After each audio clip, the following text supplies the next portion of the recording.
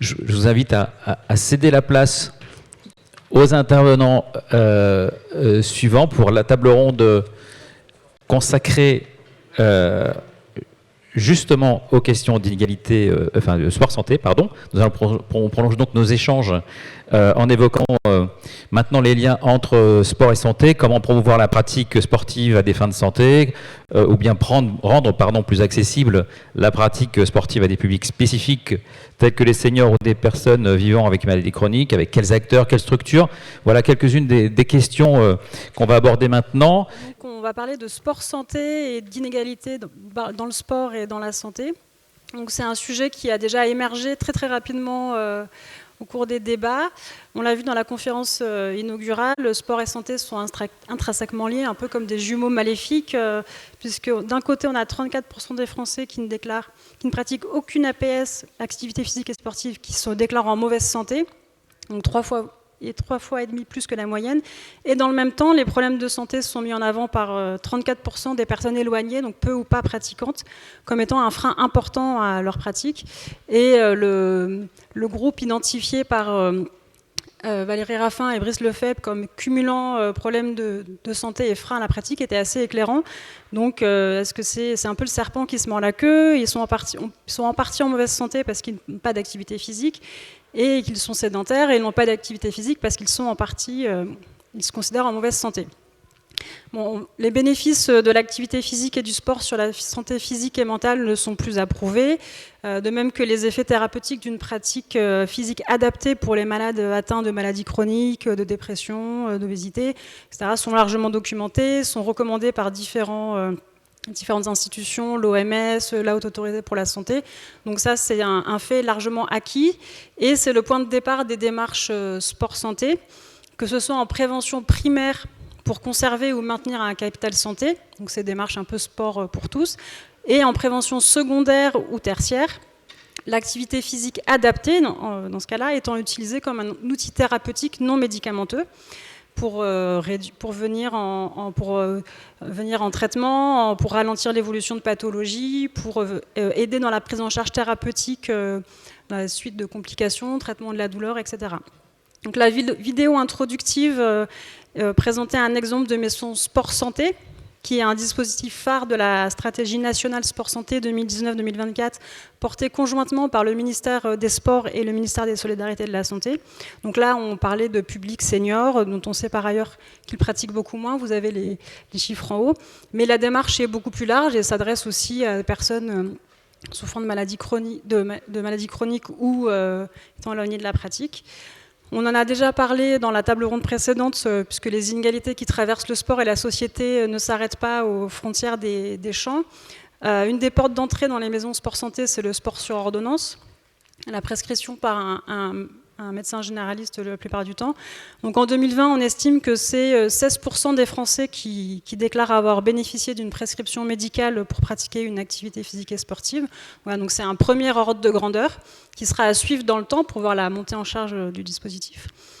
Mais on en a déjà pas mal parlé. Les personnes, notamment ce matin, avec la typologie présentée, puis même dans le cadre de la première table ronde, les personnes éloignées de la pratique sportive sont aussi les plus fragilisées d'un point de vue socio-économique et sont donc les plus à même d'être aussi marquées par des inégalités sociales de santé liées à leur âge, leur niveau de revenu, leur situation territoriale. Quand on habite dans un désert sportif, est-ce qu'on n'a pas tendance à plutôt être dans un désert médical aussi, puisque tout est lié? Et donc si frein à la pratique et frein à l'accès au système de soins se cumulent, au serpent qui se mord la queue, on ajoute une double peine.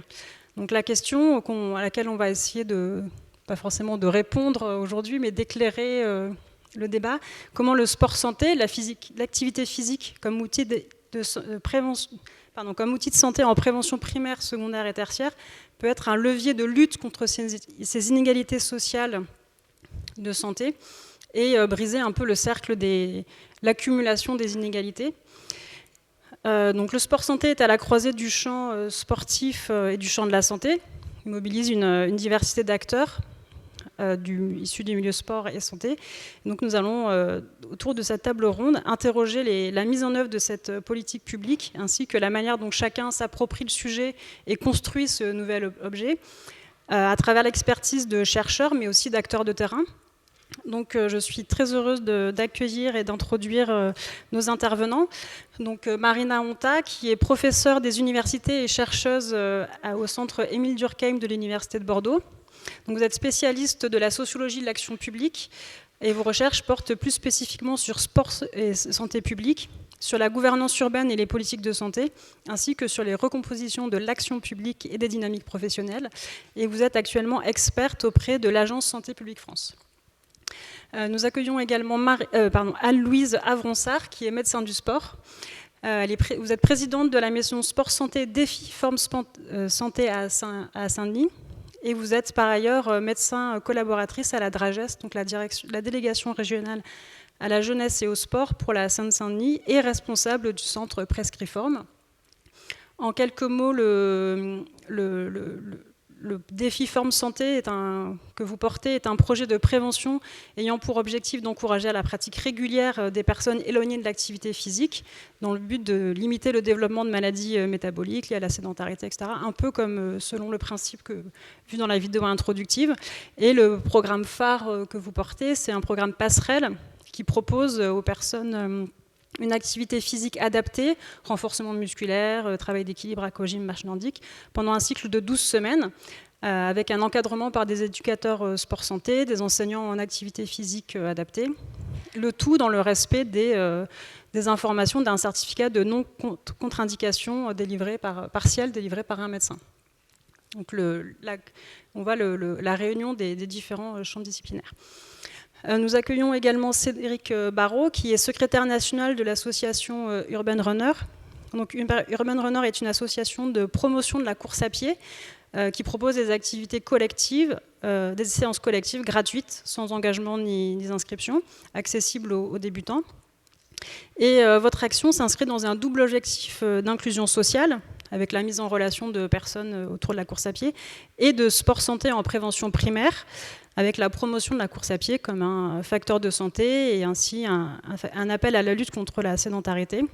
Donc, votre objectif est de lever des freins pour permettre aux débutants de se motiver et de ne pas abandonner et de poursuivre la pratique. Et que nous avons invité, puisque vous avez fait le choix de ne pas être une association sportive affiliée, donc on pourra interroger la complémentarité des approches et la diversité des acteurs. Et pour terminer, nous accueillons également Hakim Wallassi, qui est sociologue. Donc, il est chargé d'études et de recherche à la mission études et recherche à l'INJEP, chers collègues. Et donc, ces recherches portent sur l'émergence du champ sport-santé au niveau territorial. Et vous conduisez actuellement une étude ethnographique sur les maisons sport-santé dans plusieurs régions, en interrogeant les différents échelons urbains et ruraux. Comme pour la table ronde précédente, j'ai proposé aux intervenants d'organiser les échanges autour de 3 questions sur lesquelles ils seront amenés à apporter leurs éclairages et leurs expériences. Donc, tout d'abord, on va s'interroger comment l'objet sport-santé émerge, notamment en lien avec la question des inégalités sociales de santé, puisque on part du constat qu'il faut...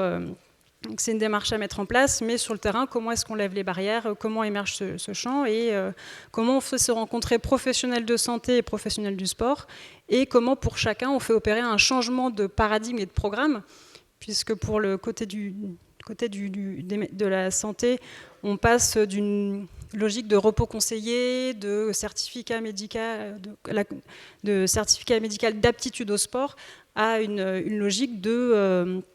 sport qui est bon, toute activité adaptée peut avoir des bénéfices, sport sur ordonnance, sport médicament. Et du côté sportif, on est dans une logique de plaisir, pas de compétition, d'activités douces, adaptées, etc. Donc, Marina Honta, pourriez-vous revenir sur la façon dont cet objet a pu émerger, notamment dans l'action publique, puisque vos recherches ont porté sur comment les différents niveaux institutionnels ont pu mettre en œuvre, que ce soit des ministères, les services déconcentrés ou les collectivités territoriales ont pu mettre en œuvre cette pratique. Bonjour à toutes et à tous. Avant toute chose, je voudrais moi aussi remercier les organisateurs et organisatrices de cette journée de leur invitation et de leur confiance. Je suis moi aussi ravie d'être ici. Alors pour répondre à votre question, comment émerge cette question de la promotion de l'activité physique à des fins de santé? Alors là, le prisme qui va être le mien, il va être celui de l'analyse des politiques publiques. Quand est-ce que cette question est inscrite à l'agenda gouvernemental? Et ce prisme, il n'est pas neutre, j'essaierai de revenir là-dessus après.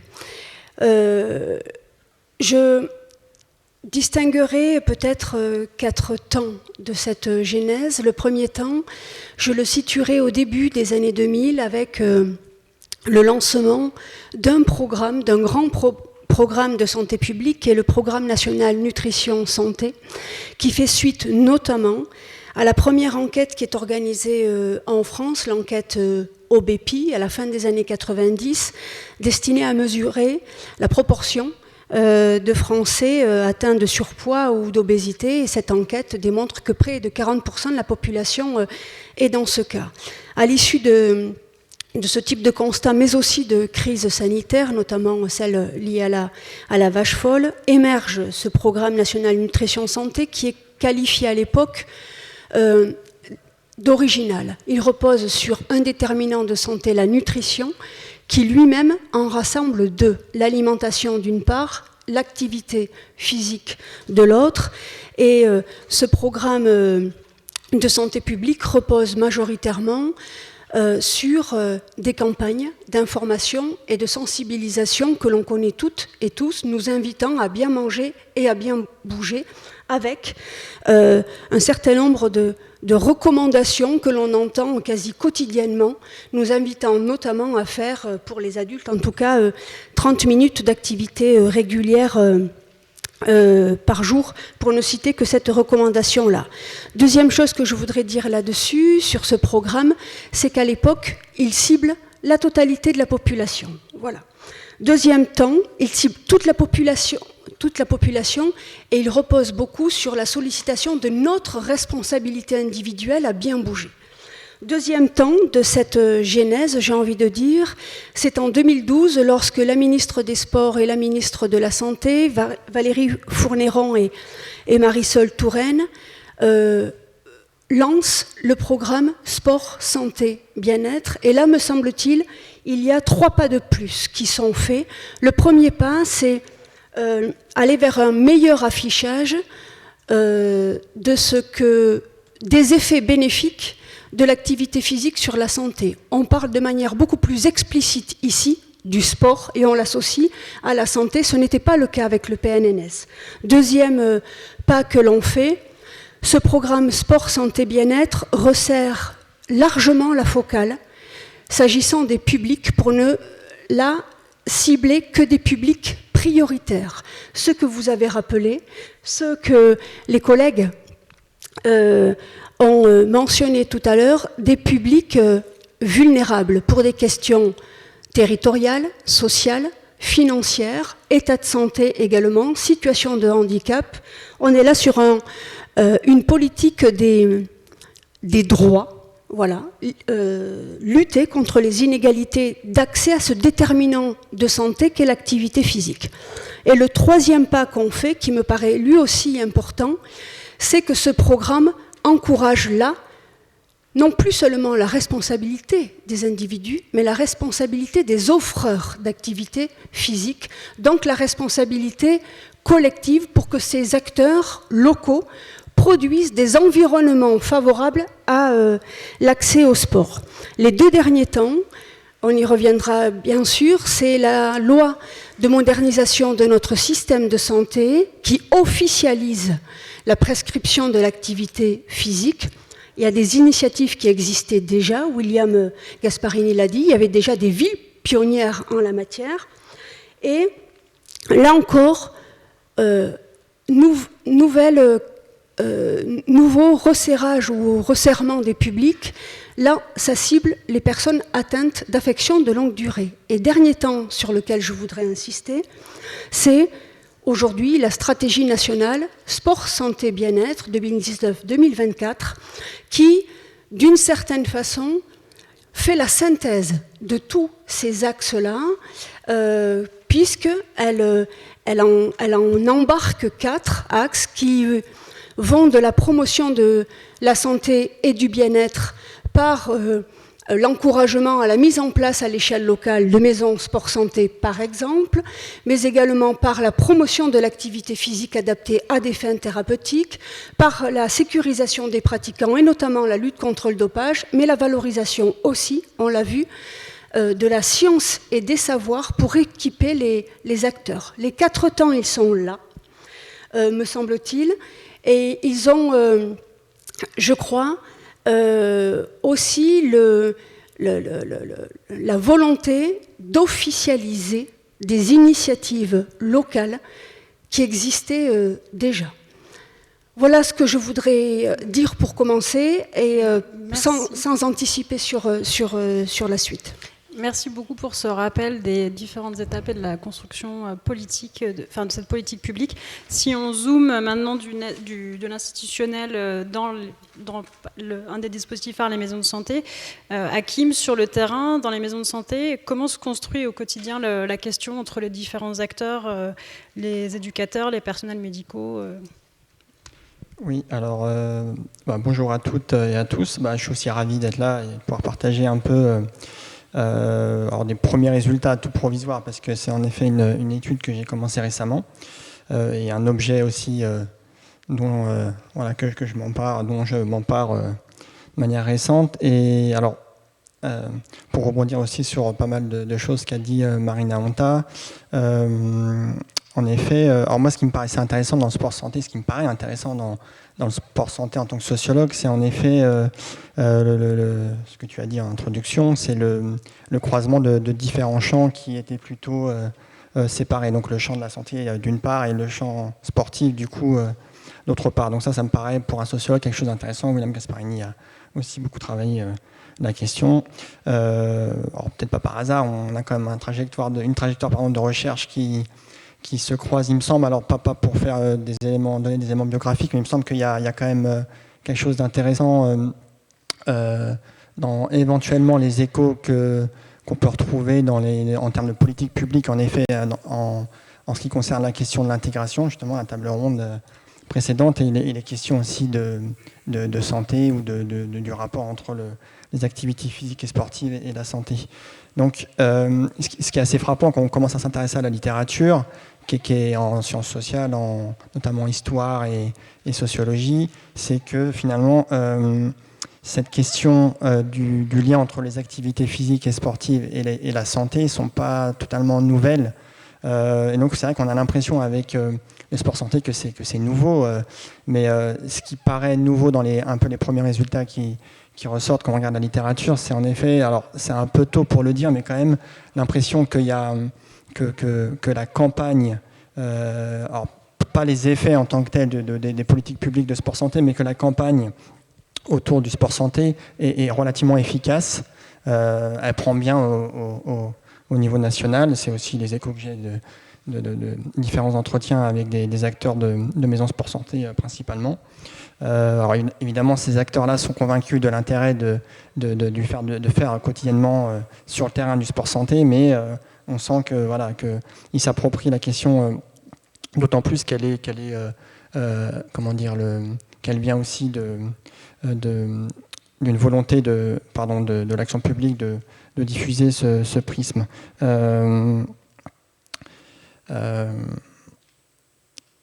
Oui, ce que je voulais dire aussi, en effet, c'est que, alors en effet, il y a tout un ensemble de campagnes par venir, qu'on probablement fait avancer l'objet ou l'action publique sport santé. Donc en effet, Marina Honta les a énoncés. Alors en effet, peut-être pour parler plus concrètement, et Madame Avançard on dira aussi certainement davantage. Peut-être juste rappeler en effet comment je suis entré dans le sport santé en étudiant, en commençant à étudier de manière qualitative, du coup en effet pour compléter tout un ensemble de données quantitatives qui commencent déjà à apparaître. On en a un certain nombre, on en a eu un aperçu déjà. et il y en a encore, alors elles ne tournent plus, mais elles sont apparues à l'écran tout à l'heure. Alors l'objectif pour moi, c'était en effet notamment de voir en quoi, alors en effet dans la 4e étape que vous avez un peu évoqué, c'était en quoi une politique, notamment autour du sport santé, devient territorialisée et comment elle est appropriée par les acteurs du terrain. C'était surtout ça qui m'intéressait. Alors en effet, forcément, je m'intéresse à la manière dont le sport santé émerge en tant que champ nouveau, en effet, qui articule sport et santé, ou acteurs du sport et acteurs de la santé. Mais aussi ce qui m'intéresse, alors j'en suis qu'au début, du coup, je me suis principalement entretenu avec des porteurs en sport santé, donc on est différents, alors c'est des médecins ou des éducateurs sportifs principalement. Alors la prochaine étape, bon, je ne pourrais pas trop en parler, mais c'est d'aller voir justement les personnes qui sont peut-être directement concernées, c'est-à-dire alors, je ne sais pas comment on les appelle, les patients. Alors, il y a plusieurs applications, mais voilà, ça sera la 2e étape. Il y en aura peut-être une 3e, mais en tout cas, il me paraît important de recueillir cette parole. Alors pour peut-être finir et pas prendre trop de temps, peut-être dire juste 2 mots sur les maisons sport santé. Alors en effet, l'un des objectifs, peut-être, j'en retiens qu'un, même s'il y en a en effet plusieurs qui recoupent ce qu'a dit Marina Honta, et Madame Avança on dira peut-être aussi davantage là-dessus. L'idée, c'est peut-être d'aller chercher des publics qui sont éloignés de la pratique physique et sportive pour, en effet, agir sur un déterminant de santé qui est, en effet, montre un ensemble d'études épidémiologiques au niveau mondial, les effets négatifs sur la santé de la sédentarité, l'activité. Donc, en effet, l'objectif, c'est à travers différentes modalités qu'on pourra développer, c'est d'atteindre des publics éloignés. Alors, en zone urbaine, ça m'intéresse particulièrement au vu de mes précédents objets, mais aussi en zone rurale, ça me paraît très important, et j'ai pu échanger en effet avec quelques acteurs dans ces territoires. Juste pour dire, pour conclure en effet ce temps de parole, que, alors si je ne me trompe pas, on l'a vérifié dernièrement, il y a actuellement 288 maisons sport santé sur le territoire national, 52 en quartier prioritaire de la politique de la ville, et que l'objectif justement de la politique gouvernementale annoncée, c'est à l'horizon de 2022, 500 maisons sport santé. Donc ça fait quand même un certain nombre de dispositifs ancrés dans différentes régions, et c'est intéressant d'aller voir sur le terrain. Alors peut-être que j'évoquerai les manières dont c'est approprié dans un deuxième temps, mais en gros, en effet, l'idée que, pour le dire très vite, et après je cède la parole, c'est que les acteurs sur le terrain, alors, il faudrait aller dans le détail et différencier évidemment, c'est le principe et l'intérêt de la démarche qualitative, mais en gros, la plupart sont évidemment convaincus de l'intérêt de développer le sport santé, d'allier la santé et le sport. Et alors aussi, beaucoup disent que finalement l'action publique arrive finalement après coup, et qu'il y a un certain nombre d'expériences, d'expérimentations sur le terrain qui ont été mises en œuvre il y a bien longtemps, mais bon, ils sont quand même contents que l'action publique se saisisse de la question et les aide en effet à aller plus en avant, disons. Voilà. Merci pour cette présentation des maisons sport santé. Puisqu'on est en maison sport santé, on va y rester.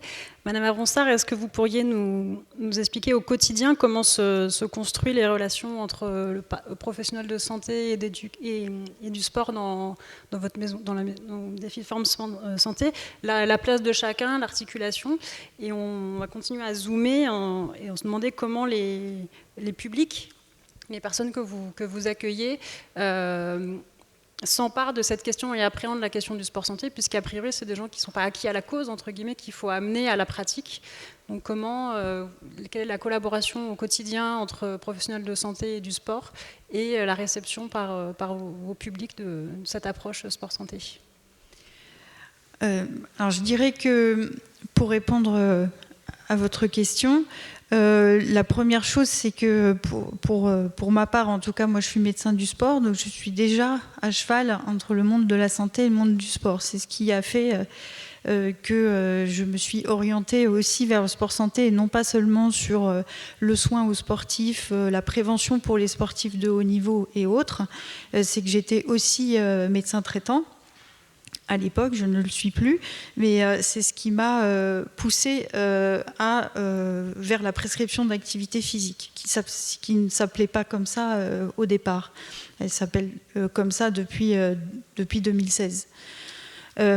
Donc déjà, il y a un certain nombre de métiers. Si je veux faire court, je dirais que c'est l'émergence de certains métiers qui permettent de faire ce lien entre le monde de la santé et le monde du sport. Il y a les médecins du sport, il y a aussi les médecins de rééducation fonctionnelle aussi qui sont assez au courant de ça.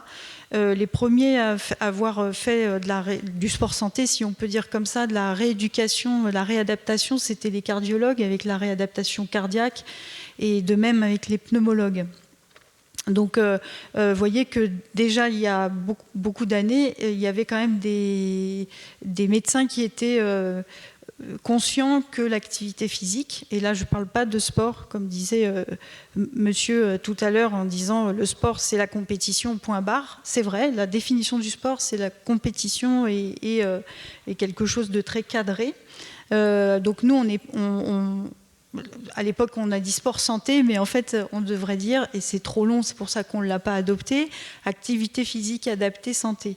Voilà, bon, c'est vraiment pas sexy et c'est long, donc du coup, tout le monde dit sport santé. Voilà, donc c'est pour ça qu'il y a toujours cette discussion avec quelqu'un qui dit non, mais le sport, c'est pas ça. Oui, c'est vrai, le sport, c'est quelque chose de cadré et de compétitif. Donc effectivement, on n'est pas dans ce champ-là, quoique on y reviendra peut-être, mais donc. On est donc avec des professionnels qui ont cette capacité à connaître les deux côtés. Et côté des intervenants, c'est-à-dire ceux qui encadrent et qui font faire l'activité physique adaptée, eh bien, il y a eu l'émergence donc des enseignants en activité physique adaptée, les fameux APA ou APA-S, APA Santé, qui sont donc formés à la fac. Donc ça, c'est une profession qui est donc le lien entre les deux. Et nous, à la Maison Sport Santé, et avec ma casquette de médecin Dragès pour le 93, je forme des éducateurs sportifs également, puisqu'on s'est rendu compte que, bien évidemment, des éducateurs sportifs qui avaient une certaine formation, une certaine sensibilisation, à partir du moment où ils étaient volontaires, on en a parlé tout à l'heure, je crois, dans la précédente intervention, évidemment, il faut être volontaire pour intervenir, eh bien, ils étaient tout à fait capables d'être à un certain niveau pour encadrer de l'activité physique adaptée aussi. Donc voilà, donc du coup, l'émergence d'éducateurs sportifs qui sont déjà des STAPS ou des éducateurs sportifs avec les diplômes, BPGEPS et autres, mais qui se sont formés volontairement au sport santé pour accueillir des publics particuliers. Pour ce qui est, vous m'avez posé la deuxième partie de la question, c'était comment on fait pour attirer. On propose du sport à des malades, puisque c'est le premier cœur de cible. Voilà, donc alors pas que, parce que le sport santé, nous on le fait à la Maison Sport Santé, on le fait aussi avec des enfants. Donc c'est pas que des malades, mais bon, voilà. Alors évidemment que c'est une persuasion, et donc il y a tout un travail de motivation à faire avec des termes à trouver et des leviers à trouver. Donc ça c'est le travail en partie du médecin quand c'est son patient, mais c'est aussi un travail avec les politiques publiques, c'est ce que disait M. Wallassi, dans le fait où, avant 2016, moi j'ai commencé à en parler en 2009 à mes patients, on prêchait un peu dans le désert, hein, c'est-à-dire qu'on pouvait les convaincre de faire de l'activité physique adaptée, mais ils ne savaient pas où aller. Et nous, on ne savait pas à qui les adresser pour pas qu'ils se blessent. Donc voilà, tout n'était pas en place. Donc c'est petit à petit que nous avons sur le terrain expérimenté et nous avons été du coup entendus parfois pour que ça se fasse en politique publique. Le fait du décret, par exemple, nous a beaucoup aidé pour impliquer enfin les médecins qui n'étaient pas convaincus que c'était aussi de leur responsabilité en partie. Voilà, donc c'est de la persuasion au niveau du médecin, au niveau des éducateurs, c'est de donner envie aux gens de rester et de pratiquer. Donc ça, les éducateurs, même s'ils ne sont pas en sport santé, ils savent ce que c'est, ils le font au quotidien. Donc c'est continuer ça aussi, de la même manière en fait chez les malades que chez des gens qui ne sont pas malades. C'est la même façon de faire, je dirais. Pour le médecin, c'est différent. Donc un travail d'acculturation et un besoin de support législatif par ailleurs. Et donc pour avoir un regard complémentaire sur cette question, je me tourne vers Monsieur Barraud. Donc vous avez délibérément construit votre modèle associatif en dehors des associations sportives fédérales et vous placez en complémentarité. Je me demandais comment est-ce que du coup vous êtes approprié cette démarche sport-santé qui est plutôt sur le plan de la prévention primaire. Et une question un peu piquante, faut-il déconstruire les codes du sport parce que c'est un peu votre modèle sur le non-engagement, la gratuité et l'absence de recherche de compétition, mais l'inclusion sociale. Oui, tout à fait. Déjà, merci de m'avoir invité pour représenter effectivement ce milieu associatif. Donc, pour bien comprendre pour bien comprendre l'action que l'on mène, il faut comprendre la genèse de l'association. Donc l'association a été créée officiellement en 2015, donc ça fait déjà plus de 6 ans qu'on existe. Elle a été créée par le président Stéphane Cross, qui est parti d'un concept simple, c'est qu'en fait, quand on va courir seul, on va vite, mais quand on court à plusieurs, on va plus loin. Et en fait, très vite, il a commencé à courir. Tout seul, il s'embêtait, donc il a été courir avec ses copains de quartier. Puis au fur et à mesure, ça a grandi. Au bout d'un moment, on a fini par créer un groupe Facebook. Les amis des amis sont arrivés, ça a pris de l'ampleur. Au-delà du quartier, on s'est étendu à la ville de Bordeaux, qui est le siège de l'association.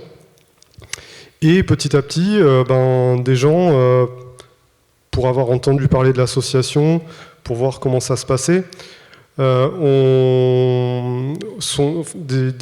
des bénévoles ont mis en place dans plusieurs villes de France les actions que nous on menait au niveau de Bordeaux. Donc aujourd'hui, Urban Runner France est présent dans une vingtaine de villes, pas forcément des grosses villes, mais aussi des petites villes. Il n'y a pas de notion à partir du moment où il y a quelqu'un qui est volontaire, donc un bénévole qui se compte au nombre de 40 actuellement, est motivé pour effectivement animer des sorties de course à pied, peut le faire de façon juste parce qu'il a envie, effectivement, sur son territoire. Voilà. Donc il y a différents points qui font notre différence.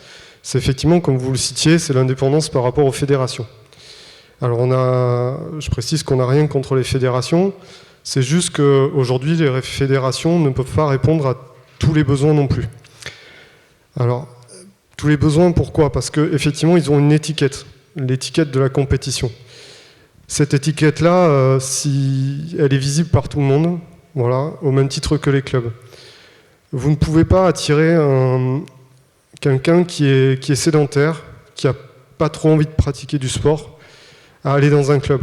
D'une part, il faut payer, et après, il faut aller aux entraînements, et puis s'entraîner avec des gens qui ont une beauté du corps sculptée. Pour certains, je ne dis pas que c'est partout pareil dans tous les clubs, puisqu'il y a des clubs qui font des démarches sport santé aussi en interne, mais il y a cet a priori-là. Et donc nous, on n'a pas voulu être affiliés. Pour ce côté, on ne veut pas être associé à la compétition. D'autre part, la fédération implique effectivement des cotisations, et nous, on ne voulait pas cotiser, s'affilier et imposer à des gens d'acheter une licence. Donc ça, c'est un point très important. Et on se veut comme être finalement un modèle parallèle et en même temps une passerelle pour les clubs. C'est-à-dire qu'aujourd'hui, les clubs nous voient comme certains clubs nous voient comme un adversaire, un concurrent. Pourquoi ? Parce qu'ils ont peur qu'on leur pique des licenciés. Or, nous, on ne voit pas ça comme ça. C'est-à-dire qu'on préfère qu'un débutant se sente bien chez nous, qu'il progresse avec nous, et qu'au bout d'un moment, ils se disent « Ah ben finalement, j'ai envie d'aller plus loin », et ben dans ce cas-là, on l'envoie vers un club. On lui dit « Là, tu es arrivé aux limites de ce qu'on peut faire, de ce qu'on peut t'aider. Dans ce cas-là, va dans un club, va avoir un coach, va performer, va faire ce que tu as envie de faire. » Donc on est dans une approche vraiment parallèle, passerelle, mais en aucun cas concurrentielle, contrairement à ce que certains peuvent penser. Ensuite, on a le côté pas de démarche commerciale, c'est-à-dire qu'on est complètement indépendant des marques. Certains diraient, comme les clubs, il faut aller à la recherche du sponsoring. Aujourd'hui, nous, on n'est pas dans cette démarche-là, on va être totalement indépendant. Pourquoi ? Parce que à partir du moment où vous faites appel à des sponsors, vous faites appel à des établissements privés qui financent plus ou moins votre association, derrière, il y a quelque chose, il y a du commercial. Si vous restez sur une association qui n'a pas de démarche commerciale, vous êtes plus facilement entendu. Vous savez que l'approche de l'association, c'est purement de l'associatif, sans intérêt commercial. Et ça, c'est pareil, quand vous avez une structure, on pourrait parler d'Adidas qui propose des sorties running aussi, ce sont des personnes qui sont payées, qui sont pour certains coachs, derrière, il y a la vente de chaussures, de matériel. Donc on fait du sport santé pour finalement se redorer un petit peu une image. Et nous, on n'est pas là-dessus, on veut vraiment que le modèle associatif que l'on crée, au travers du sport santé, prévention primaire, bien-être et inclusion sociale, soit la priorité. Ensuite, on m'a posé la question, effectivement, directeur d'une école sur Bordeaux, de l'école Amos, qui me dit, voilà, pourquoi vous voulez faire une pratique libre, finalement, puisque le jogging est une pratique libre, si je ne dis pas de bêtises, les chips, ça doit être 60% de pratique libre, de vouloir faire d'une pratique libre, enfin, encadrer une pratique libre. Encadrer, pourquoi ? Parce que si, aujourd'hui, on était libre, on ne serait pas là. Parce qu'il n'y avait pas d'encadrement, il n'y avait pas de cadre associatif, il n'y avait rien. Donc on ne pouvait pas être représenté. Donc aujourd'hui, je suis là avec vous parce que justement, il y a une structure, une association, et donc du coup, un encadrement. D'autre part, on a des bénévoles qu'on souhaite assurer, pour lesquels on veut garantir des choses, et effectivement, c'est important aussi pour nous. Voilà. Et après, pour parler des exemples de sport santé et des maisons de sport santé, voilà, nous aujourd'hui on intervient en sport santé et prévention primaire, on n'est pas des coachs, on n'est pas des médecins, donc on reste à notre place. Et on a des personnes par exemple qui arrivent, qui ont peut-être des problèmes de santé, mais on ne le sait pas. Donc c'est transparent, pour nous, on ne le voit pas. Et pour autant, ces personnes-là, quand on discute avec eux, après les avoir fréquentés assez régulièrement, ils nous disent, ben voilà, moi c'est mon médecin qui m'a envoyé pour faire du sport parce que j'ai des problèmes digestifs et que la seule solution que j'ai, parce que j'ai eu des médicaments, on m'a mis des médicaments, ça m'a tué le système immunitaire et autres, on m'a dit, la seule solution que tu as, c'est d'aller faire du sport.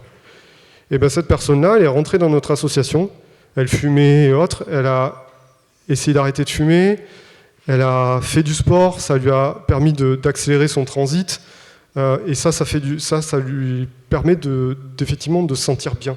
On a d'autres personnes, des personnes malvoyantes, qui nous disent, voilà, est-ce qu'on peut venir courir avec vous ? Mais bien sûr, c'est pas parce que vous êtes malvoyant qu'on ne va pas vous accueillir.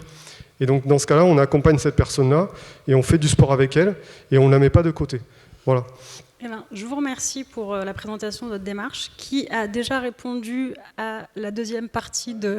Mais c'est parfait, voilà. Comme ça, on va pouvoir donner la parole.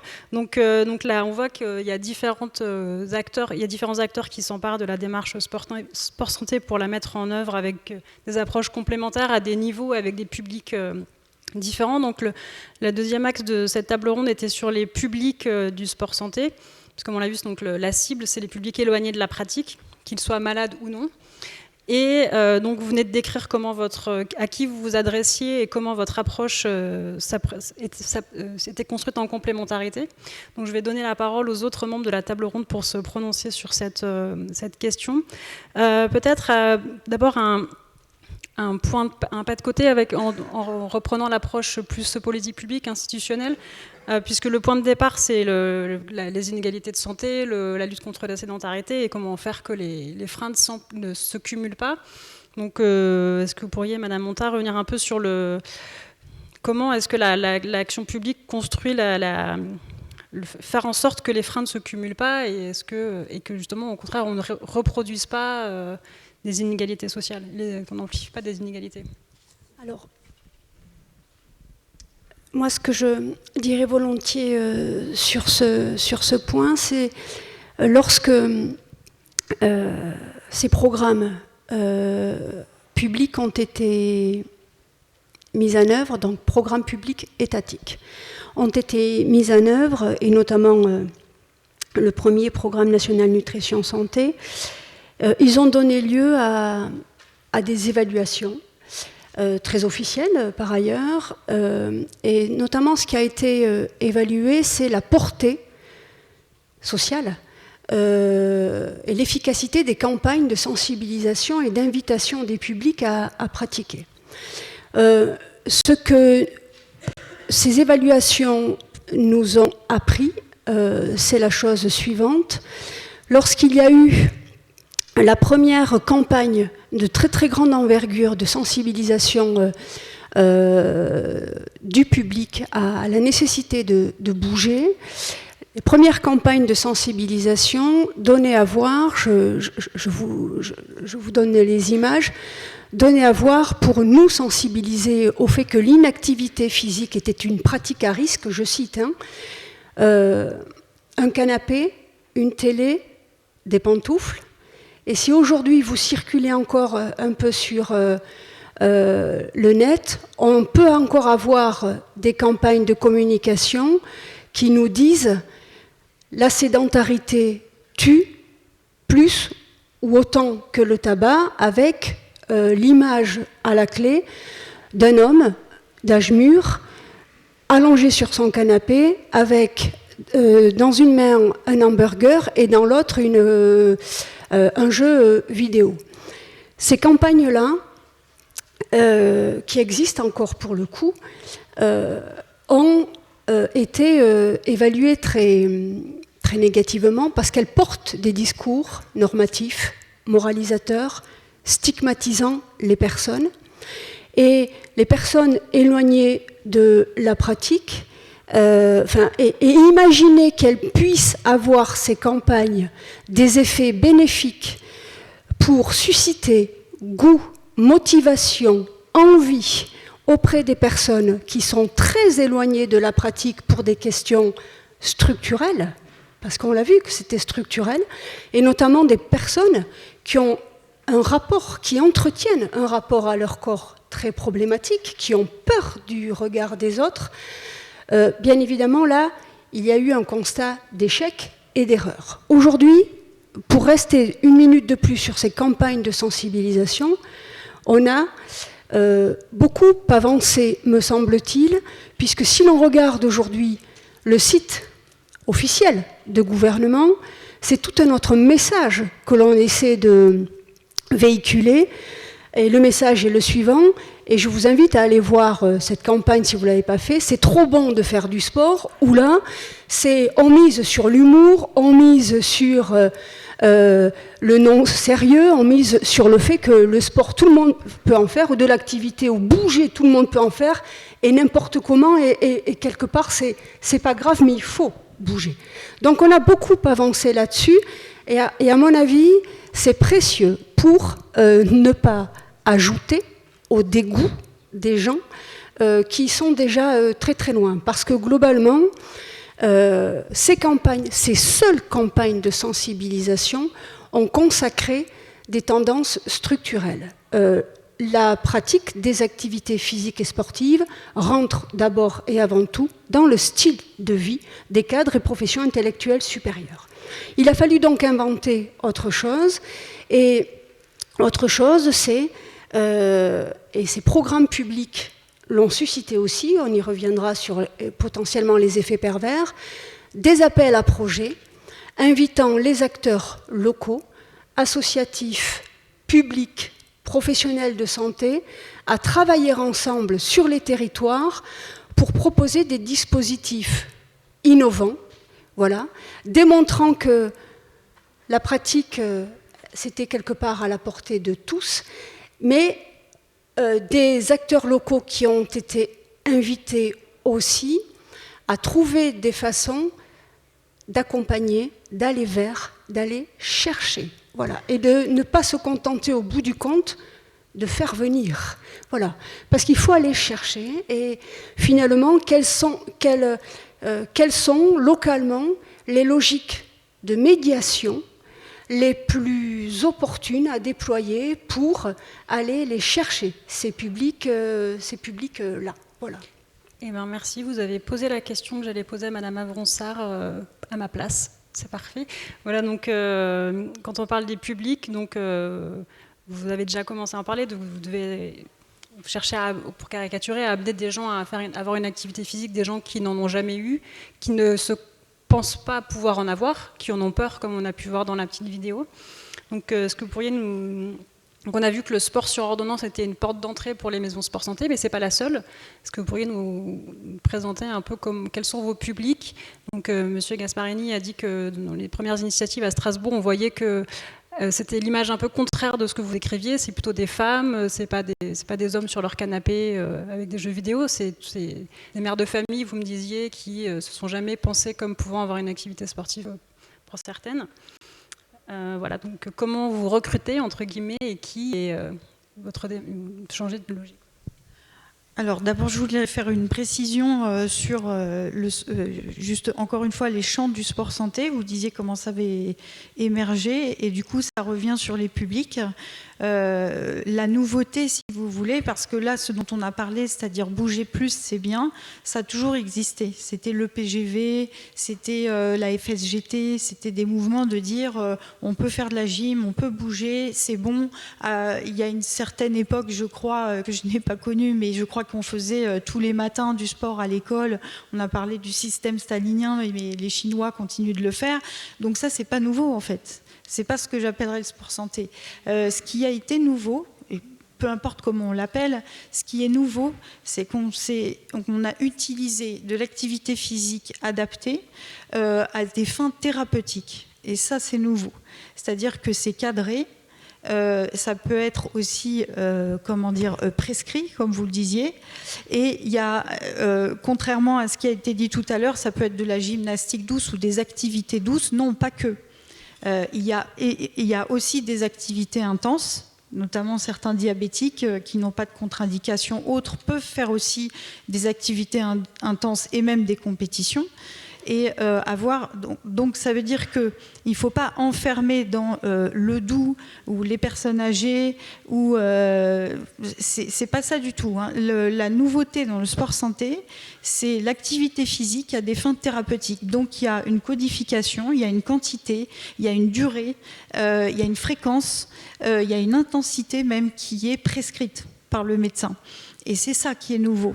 Donc attention, certes les politiques publiques se sont plus emparées de la partie bouger plus, mais il ne faudrait pas oublier le sport à des visées thérapeutiques dont nous avons nous besoin médecins. C'est-à-dire la prescription pour certaines pathologies avec quelque chose d'assez standardisé, d'assez adapté à chaque personne. Donc on fait aussi des tests d'effort, par exemple, pour déterminer. C'est pas la majorité, on est bien d'accord, mais c'est quand même ça la nouveauté en fait. Et c'est ça qui fait parler de soi. Et dont on a besoin d'avoir une structure et un encadrement pour ça. Que ça ne puisse pas être n'importe qui, n'importe quand. Pour ce qui est des personnes donc, qui en bénéficient, du coup, il y a deux styles de personnes qui peuvent passer de l'une à l'autre, puisque nous tous ici, je ne sais pas, aujourd'hui on est en bonne santé, demain ça peut être le contraire. Donc en fait, ce n'est pas une personne, c'est des différents moments de notre vie où on va pouvoir avoir besoin du sport santé mais de différents modes. Donc, quand on n'a plutôt pas trop de pathologies ou de contre-indications, on va aller sur du sport loisir, où on n'a pas besoin de sport santé. Avec un peu plus d'incapacité, on va être plus sur l'allée vers avec l'association de monsieur, où on va pouvoir pratiquer comme ça en groupe, mais quelque chose qui n'est pas compétitif. Et puis, le stade d'au-dessus, on a un peu plus, alors ça va être plus les maisons sport santé avec justement la prescription médicale, et là on ne vient pas comme ça sans certificat, puisque justement les personnes il y a un objectif thérapeutique derrière, et vous avez encore le cran au-dessus qui va se passer plutôt dans les centres prescriformes, donc comme par exemple à l'Hôtel-Dieu à Paris, ou à Bondy, à Jean Verdier dans le 93, où là vous avez du matériel, des enseignants à part, et là donc on est sur des personnes qui ont des capacités un peu moindres, pour finir sur quelque chose qui existait déjà, la rééducation fonctionnelle, et là on n'est plus sur le sport santé, on est sur la spécialité de rééducation fonctionnelle. Donc pour ce qui est de la maison sport santé de Saint-Denis, puisque c'était votre question ici, donc nous on est sur le terrain, on n'est pas à l'hôpital, donc on a effectivement une très grosse majorité de femmes pour les adultes. Pour les enfants par contre c'est filles et garçons, je crois que c'est à peu près 50-50. Il y a un tout petit peu plus de filles. Donc nous aussi, on va vers, on a réussi à amener les filles au sport. Et donc là, on est sur des enfants qui ne sont justement pas ni à l'UNSS, ni dans les clubs sportifs, et qu'on essaye d'amener grâce à notre recrutement, à faire de l'activité physique quand même. Donc il y en a pas mal qui sont plutôt en surpoids, voire obèses, et qui sont donc de fait ne se reconnaissent pas dans les clubs sportifs, ou n'arrivent pas à pratiquer dans les clubs sportifs traditionnels. Et on a également quelques enfants autistes, ou voilà, ces enfants qui ne trouvent pas leur place dans les clubs habituels. Et pour poursuivre sur le troisième axe, et je laisserai Hakim se prononcer un peu plus longtemps sur ce troisième axe. Donc l'objectif est quand même de ces dispositifs, de ces programmes qui sont dans une logique d'accompagnement, de remise à l'activité, de pied à l'étrier, de déboucher sur une pratique régulière et autonome. Donc à l'issue des programmes que vous proposez, comment faire en sorte pour que les freins ne se réapparaissent pas, et que ce ne soit pas les plus éloignés des plus éloignés qui sortent des dispositifs. Et est-ce qu'il y a des choses à faire du côté de l'offre peut-être vous me disiez en préparation que c'était peut-être moins du côté des freins individuels qui apparaissaient que de l'offre. Oui, tout à fait. C'est-à-dire qu'une fois qu'ils ont pratiqué, le frein de départ de dire c'est pas pour moi, il est levé. Nous, on a réussi à lever ce frein. Et ensuite, le frein qui vient après, c'est l'offre. C'est-à-dire comment on adapte l'offre à ce nouveau public qui, justement, ne rentre pas dans les cases habituelles du sport associatif et du sport compétition. Comment on fait et c'est là le problème. Nous, en tant que maison sport santé, on n'a pas toutes les solutions. Et là, il y a aussi le mouvement sportif qui doit faire une réflexion là-dessus, qui l'a déjà commencé, mais c'est un embryon. En tout cas, dans le 93, c'est un embryon et on a peu de relais pour réussir. Voilà. Donc, on va essayer de travailler le pont par l'intermédiaire des éducateurs sportifs, c'est-à-dire de faire des échanges avec des clubs pour que leurs éducateurs viennent au défi Forme Santé, rencontrent le public et puissent ensuite pratiquer avec eux et les amener ou les inciter à venir dans leur association sportive à nouveau. On travaille aussi évidemment l'activité physique individuelle et pas seulement encadrée en club, c'est-à-dire de plus se déplacer à pied, à vélo, plus jouer le soir entre eux et pas forcément encadré. Donc c'est ces deux champs-là que l'on travaille. Merci. Et donc il y avait aussi la question de la pérennité des structures et de l'action collective, mais on a déjà un peu évoqué dans l'intervention de M. Barraud qui disait que le positionnement, quand on est un peu à côté du champ institutionnel, est un enjeu pour pérenniser l'action. Et Marina Ota a déjà aussi précisé que pour pérenniser l'action publique dans son champ large, des modes de financement, le passage par appel à projet pouvait par exemple avoir un peu fragilisé les pérennisations. Et donc j'invite la salle à poser ces questions pour pouvoir poursuivre les échanges. Donc on va fonctionner comme précédemment. Merci de vous présenter pour les personnes dans la salle et les personnes qui nous suivent en live. Et on va prendre une salle de questions. Donc je vais commencer par le... Ah non, c'est les plus loin des micros. Monsieur qui est plus près du micro. Pas perdre de temps. c'est bon? Oui. Oui, bonjour, Yann Roosevelt, éducateur sportif sur prescription médicale aussi. Donc un petit témoignage par rapport à des expériences sur Paris où on intervient aussi une fois par mois à l'Hôtel-Dieu par rapport à du biathlon pétanque, donc qui mêle de la pétanque avec de la course et de marche, de la course et du tir de précision.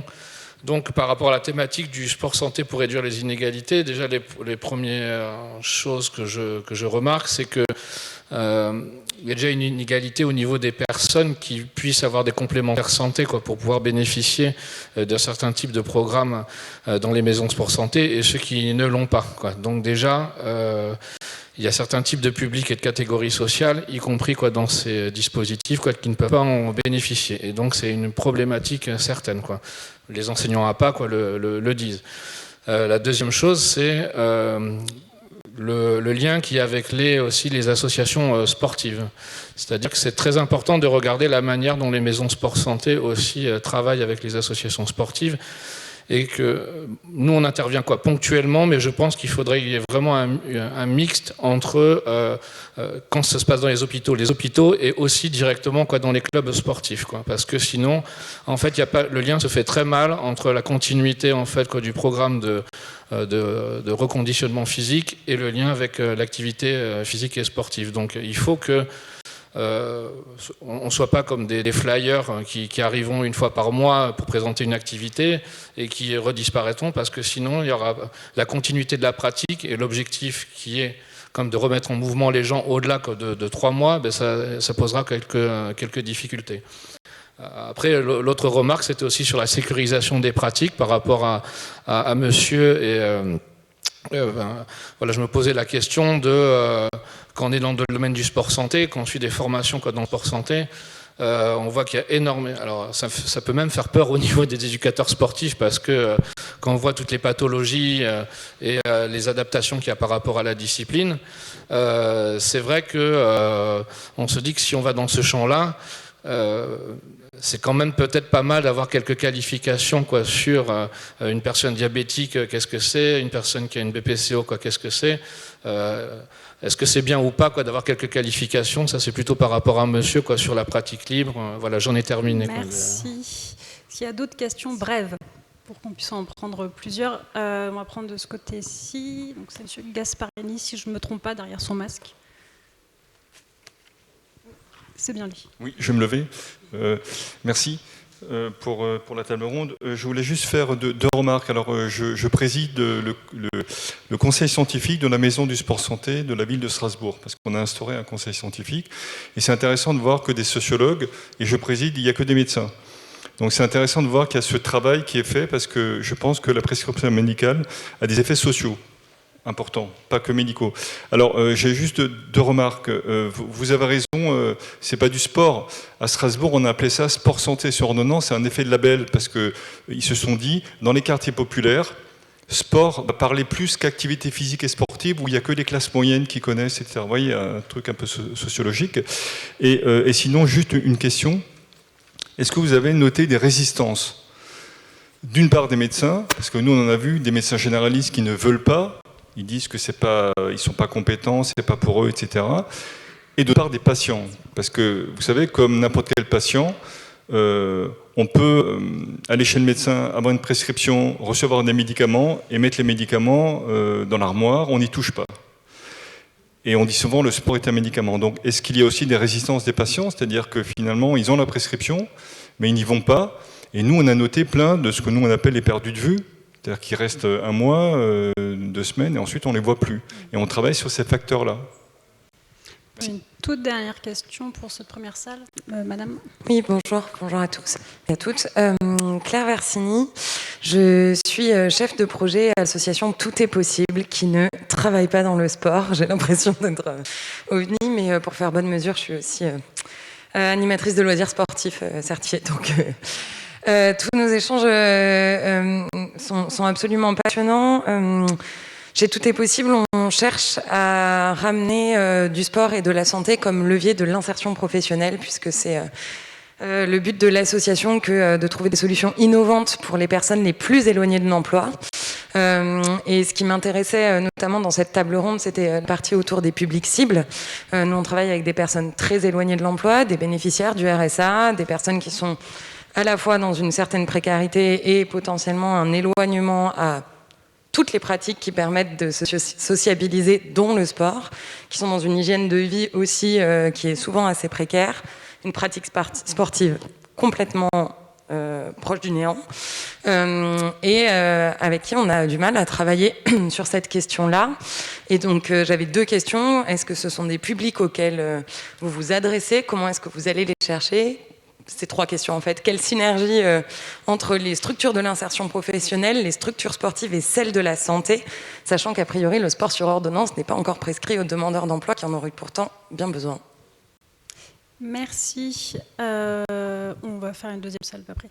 Je propose dans l'ordre Madame Avronsart, Monsieur Barraud et puis Hakim peut-être sur comment on va chercher des publics éloignés. Il y a eu les résistances individuelles, les résistances. Publics, alors oui, les résistances, beaucoup de choses. On a eu les mêmes que vous, effectivement. Alors encore plus quand ça n'existait, c'était pas vraiment défini. Donc c'était pourquoi vous, pourquoi comme ça, pourquoi vous faites pas du sport loisir, ça a toujours existé. Donc pourquoi vous avez inventé un nouveau mot. Enfin bon, donc oui, il y avait une prescription. Donc il y a la résistance des médecins. Comment on a travaillé ça en Île-de-France avec Prescriform. Donc, c'est-à-dire que chaque médecin de Ragez de son département, donc le mien c'est le 93, mais on a tous travaillé là-dessus pour structurer un site, prescriform.fr, qui répertorie des clubs sportifs qui ont formé leurs éducateurs sportifs pour accueillir du sport santé. Et donc on a dû aussi on a fait une formation sport santé pour ces éducateurs qui est donc la même sur toute la région Île-de-France.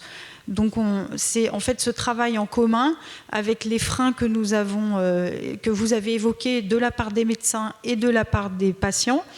On a essayé donc de structurer et d'avoir des réponses concrètes à donner, et ça s'est concrétisé par une formation générale sur toute la région Île-de-France, on a la même. Ce sont des médecins et des éducateurs sportifs ou des enseignants APA qui la donnent en duo. Donc moi je l'ai fait sur le 93, j'ai déjà formé 200 personnes à peu près d'éducateurs sportifs pour qu'ils essaiment dans leur club sportif les bonnes pratiques. La deuxième chose, c'est donc la structuration par ce site, donc Prescriform, où vous pouvez avoir les clubs référencés, les maisons sport santé sont répertoriés dessus, et ce qu'on appelle les centres Prescriform. Donc par exemple l'Hôtel Dieu y est, Jean Verdier Bondy y est, et puis il y en a plusieurs par département. Donc ça c'est la structuration sur l'Île-de-France. Voilà comment on a essayé de répondre à ça. Pour ce qui est d'aller chercher, en tout cas au niveau de et là je reprends la casquette maison sport santé, alors elle est située à La Courneuve, pour faire la correction, on a beaucoup de dionysiens et on est beaucoup sur Saint-Denis, et moi-même je travaille à Saint-Denis en tant que médecine du sport, mais par contre notre fief c'est La Courneuve, même si on n'a pas travaillé, on a travaillé avec eux mais on ne travaille pas avec eux, la ville de La Courneuve, et donc on a répondu par exemple à un appel à projet de l'Agence régionale de santé, de la Fondation de France, excusez-moi, pour justement faire de l'allée vert. Donc on va par exemple avoir des fonds pour aller chercher des personnes repérées soit par des médecins, soit par la maison des seniors, ou par une structure justement qui s'occupe de l'insertion professionnelle. C'est ces 3 personnes qu'on a contactées pour repérer des personnes qui seraient isolées et qui ne pourraient pas faire la démarche d'aller au défi Forme Santé. non pas parce qu'elles ont une incapacité physique importante, mais parce que la peur, enfin voilà, je ne vais pas en dire plus, mais quand ils ne peuvent pas, on va pouvoir aller chez certaines personnes commencer l'activité physique à domicile avec tout ce travail pour les autonomiser déjà, et ensuite essayer de les amener sur la pratique pour les socialiser aussi, pour avoir le côté bénéfique de la socialisation, d'être en groupe quand même. Merci. Vous aviez des questions qui vous étaient adressées? Allô ? Oui. Donc du coup, pour répondre à votre question concernant effectivement le côté éducateur, que nous ne sommes pas, clairement, c'est une volonté aussi de notre part d'être monsieur et madame tout le monde. C'est-à-dire que pour nous, c'est un frein. De tout de suite penser coach, penser éducateur, on fait appel au côté professionnel, au côté club. Donc pour tout ce qui est effectivement problème de santé, alors tout ce qui est APA forcément, c'est de l'APA, c'est du club, c'est des gens formés, il n'y a aucun problème pour ça. Après, en sortant de l'APA, il y a de la place pour tout le monde. Et nous, on part du principe que c'est pas déjà, d'une part, on ne connaît pas les problèmes de santé des personnes qui arrivent. On ne leur fait pas faire un bilan santé non plus. Alors vous allez me dire, c'est un reproche, mais en même temps, les personnes qui vont courir entre elles dans la rue le soir ou autre, elles ne vont pas se présenter leurs certificats médicaux pour dire « Ah ben tiens, je ne peux pas aller courir avec toi ». Donc je préfère que ces gens-là aillent courir à une allure effectivement inférieure à 8 km/h, qui est une allure à faible intensité, qui est reconnue en l'occurrence par le docteur Feltz, qui m'avait orienté sur cette vitesse lorsque j'avais participé aux Assises européennes du sport santé sur ordonnance, sur la partie effectivement sport sur ordonnance et après. C'est-à-dire que vraiment on se place sur une stratégie au-delà de l'APA. Il y a les clubs forcément, sur lesquels on peut avoir une continuité, mais aussi il ne faut pas abandonner les gens qui sortent de l'APA. Et c'est très important pour nous de pouvoir les accompagner sans les stigmatiser. C'est-à-dire que vous avez un diabète, vous aviez du surpoids, peu importe, on n'est pas là pour faire de la discrimination. Tout le monde est bienvenu chez nous. Et effectivement, en fonction des pathologies, on peut repérer effectivement, typiquement le surpoids, ça se repère rapidement. On n'a pas besoin de montrer un certificat médical. Et pour autant, on a des sessions débutantes, donc à une allure de faible intensité, qui permet à la personne de pratiquer sans risque. Et après, c'est les bénévoles qui animent les sessions, qui font la surveillance, on va dire. Et si on voit qu'il y a des soucis, on lui dit va voir un médecin. On n'est pas là pour se substituer au médecin, effectivement. Merci. Et le temps filant, je vais laisser le mot de la fin à Hakim, mais vous pourrez poursuivre les échanges et les débats lors du déjeuner. Oui, alors, et des prochaines tables rondes. Pour être très bref et pour réagir un peu à ce qui a été dit, peut-être insister sur en effet, je pense, la difficulté ou le paradoxe à la fois avoir pour une politique publique notamment, mais c'est pas que le sport santé qui est concerné. Je pense que c'est un cas classique un peu en effet, avoir une visée universelle et s'adresser du coup au maximum de personnes. Et finalement, cet objectif, il est rendu complexe par justement la multiplicité, la diversité extrême du public ou des publics qu'on essaie de toucher. Alors, c'est sociologues qui parlent avec un ensemble de propriétés sociales, selon que l'on soit une femme, un homme, un jeune, un moins jeune, tout un ensemble de catégories ou de rapports sociaux qui viennent du coup accentuer peut-être les inégalités sociales de santé ou les inégalités d'accès à la pratique physique et sportive. Et du coup, je me demande aussi en effet avec la discussion qu'on a là et puis mes premières réflexions sur l'objet sport santé, si en effet on arrive un peu en France à sortir du modèle curatif. Et là, du coup, en effet, ça pose c'est pour revenir aussi sur ce qu'a dit Marina Honta sur pareil, je pense que c'est assez classique.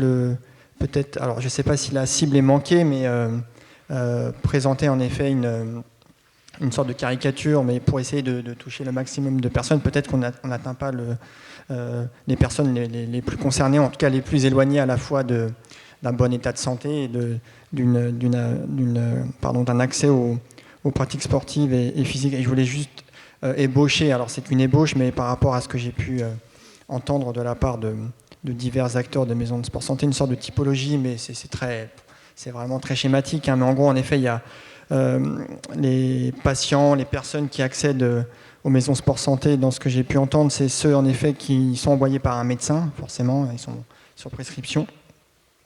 Alors, ce qui m'a surpris aussi, c'est d'entendre qu'il y a des personnes qui demandent à leur médecin d'avoir une prescription pour aller faire du sport. Ça, c'était vraiment étonnant. Entrepreneur de leur santé, a dit M. Gasparini dans un article sur le sport santé sur ordonnance. C'est ça ? Oui, ça c'est complètement contre-intuitif. Il y a alors ceux en effet qui ont un passé sportif, ça c'est assez important, alors qu'ils soient malades ou pas d'ailleurs, et pareil des personnes qui ne sont pas forcément malades, mais qui ont, ça aussi ça m'a surpris, contre-intuitif. Il me semble c'est des personnes qui ont un besoin de se socialiser, de sociabilité, et du coup d'aller faire du sport en effet dans le cadre d'une maison sport santé, mais qui ont besoin aussi de parler, d'échanger, d'avoir des relations humaines, etc. Voilà, moi je m'en tiendrai à cette typologie, j'avais d'autres choses à dire, mais c'est pas grave. Merci beaucoup. Bon, merci à tous. La grosse frustration, c'est qu'on aurait pu passer la journée sur cette question. Donc voilà, j'espère que malgré tout, les principaux enjeux ont été posés et que vous repartez avec des réponses. Merci beaucoup. Merci à toutes et à tous pour ces fructueux échanges. Et effectivement, on a du plein sur la planche sur le sujet. Je ne doute pas qu'on aura d'autres moments pour évoquer plus en profondeur encore cet axe-là. Nous voici arrivés au terme de cette matinée. Et avant que nous rejoignions l'espace olympique pour un déjeuner pris en commun, je voudrais laisser la parole à Lisa Nasri, coach sportif, qui, vous allez voir, va nous accompagner pendant toute la pause déjeuner et va vous faire découvrir des choses très intéressantes. Voilà, je vous laisse. Voilà. Eh bien, bonjour à tous. Moi, j'arrive un peu sur la fin de cette matinée. Moi, je vais vous accompagner sur votre pause déjeuner. Donc, ne vous inquiétez pas, je ne vais pas trop empiéter sur... je vais vous laisser déjeuner tranquille. Mais moi, je vais vous parler un peu de mon parcours parce qu'il est un peu représentatif d'une autre inégalité. Alors, peut-être que vous en avez parlé ce matin. C'est celle de l'inaccessibilité au sport pour les personnes en surpoids qui ne veulent pas forcément maigrir. Donc ça, c'est un peu un cliché. Voilà, je vais vous parler un peu du cliché sportif sur la femme ronde et sur ce que représente le sport en général et ce qu'on pourrait faire avec cet outil pour permettre aux gens en surpoids d'accéder encore plus facilement au sport. Voilà. Donc je vous dis à tout de suite. Bon appétit. Et voilà, ce sera des petites interventions courtes. J'ai 3 sujets différents à vous dévoiler et je vous dis à tout de suite. Merci, à tout de suite. Donc on se retrouve à l'espace olympique qui est à l'entrée, là où il y avait la pause café, l'accueil café, pas la pause, l'accueil café. Et on se retrouve dans la salle à 14h précise pour redémarrer la table ronde. Merci à tous, bon appétit et à tout à l'heure.